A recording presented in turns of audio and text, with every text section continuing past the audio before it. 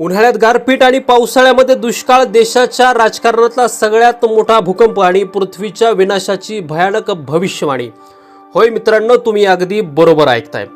अक्षय तृतीयेच्या दुसऱ्या दिवशी पहाटे जगप्रसिद्ध अशा भेंडवळच्या ऐतिहासिक घटमांडणीचा उलगडा झाला. गेल्या 350 वर्षांची परंपरा असलेल्या या भाकिताकडं फक्त महाराष्ट्राचंच नाही तर संपूर्ण देशाचं लक्ष लागलं होतं. कारण इथलं भाकीत 99% खरं मानलं जातं. पण आज सूर्योदयाच्या वेळी जो निष्कर्ष समोर आला त्याने तिथे उपस्थित असलेल्या हजारो लोकांच्या काळजाचा ठोका चुकलाय. नेमकं असं काय घडलं या घटमांडणीमध्ये आणि का म्हटलं जाते पृथ्वीवरती महासंकट येणार, जाणून घेऊया या थरारक रिपोर्टमध्ये. तर मित्रांनो, भेंडवळीची ही जी प्रथा आहे ती आजची नाही. 350 वर्षापूर्वी चंद्रभान महाराज वाघ यांनी ही परंपरा सुरू केली आणि आज त्यांचे वंशज पुंजाजी महाराज आणि सारगंधर महाराज ही धुरा त्या ठिकाणी सांभाळत आहे. 19 एप्रिलच्या संध्याकाळी गावाबाहेर एक ठराविक शेतामध्ये 7 फूट व्यासाचा एक गोलाकार घट मांडला जातो. मध्यभागी 1 फूट गोल खड्ड्यात 4 मातीची ढेकळं ठेवली जातात, जी 4 महिन्यांच्या पावसाचं प्रतीक असतात. त्यावर पाण्याची घागर, त्यावर खापर आणि नैवेद्य म्हणून पुरणपोळी, पुरी, करंजी ठेवली जाते आणि त्याच्या सभोवताली 18 प्रकारची धान्य रचली जातात. मध्यभागी पानविडा आणि सुपारी ठेवली जाते, जी देशाच्या राजाचं प्रतीक मानलं जातं. रात्रभर हा घट निसर्गाच्या सान्निध्यात असतो आणि वाऱ्याच्या वेगामुळे किंवा प्राण्यांच्या हालचालीमुळे यात जे बदल होतात त्यावरून भविष्य हे त्या ठिकाणी वर्तवलं जातं.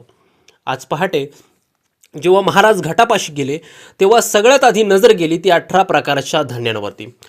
कापूस आणि तांदूळ स्थिर होते, पण मुगाचे दाणे हे विखुरले होते. याचाच अर्थ उत्पादनात मोठी उलाढाल होईल. पण खरी भीती तेव्हा वाटली जेव्हा करडीच्या धान्यावर नजर पडली. करडी हे संरक्षणाचं प्रतीक मानलं जातं आणि करडी घाटाच्या बाहेर विखुरली गेली होती. याचा स्पष्ट संकेत की देशाच्या सीमेवर हालचाली वाढणार आहेत.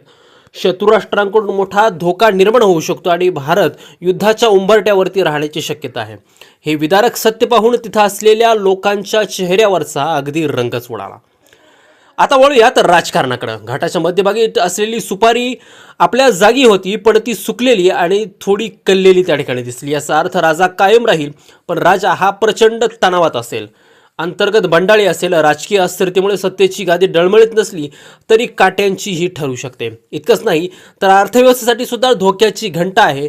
नैवेद्यातील करंजी फुटलेली होती. याचा अर्थ देशाच्या अर्थव्यवस्थेवर मंदीचं सावट असेल, महागाई वाढेल आणि सर्वसामान्यांचं कंबरड मोडणार आहे. याशिवाय शेतकरी बांधवांसाठी यावर्षीचा जो काय पाऊस असेल तो नेमका कसा असणार आहे याचं जे काय विश्लेषण आहे ते आता 4 ढेकळांच्या निरीक्षणावरून केलं गेलं आणि त्यामध्ये एक अचानक मोठी माहिती समोर आली. जून महिन्याचं ढेकळं हे कोरडं होतं. सुरुवात कठीण आहे. जुलैमध्ये मध्यम पाऊस असेल, पण ऑगस्ट आणि सप्टेंबरच्या ढेकळांवर पाण्याचे ओघळ स्पष्ट दिसत होते. याचा अर्थ ऑगस्ट आणि सप्टेंबरमध्ये अतिवृष्टी असेल, महापूर असेल, जलप्रलयाचा मोठा धोका आहे.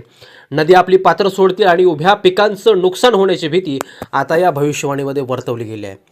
पण सगळ्यात भयानक गोष्ट अजून बाकी आहे. गेल्या 350 वर्षाच्या इतिहासातच क्वचित घडणारी जी काय घटना आहे ती आज घडली. घटावरची पुरी ही गायब होती. पुरी म्हणजे आपली वसुंधरा, आपली पृथ्वी. जेव्हा भेंडवळीच्या घटामधून पुरी गायब होते त्याचा अर्थ असा होतो की पृथ्वीवर महासंकट त्या ठिकाणी असणार आहे. हे संकट नैसर्गिक असू शकतं किंवा अण्वस्त्रासारखं युद्ध, मानवनिर्मित युद्ध हे त्या ठिकाणी असू शकतं. जग हे त्या मोठ्या विनाशाच्या उंबरठ्यावरती आहे असा इशारा त्या ठिकाणी इथून मिळतो. त्यामुळे मित्रांनो, ही भविष्यवाणी हा एक इशारा आहे, परंतु आपण निसर्गाचा समतोल राखला पाहिजे. तुम्हाला या भविष्यवाणीबद्दल काय वाटतं? ही केवळ परंपरा आहे की निसर्गाचा संकेत आहे? तुमच्या भागात सध्या पावसाची स्थिती कशी आहे?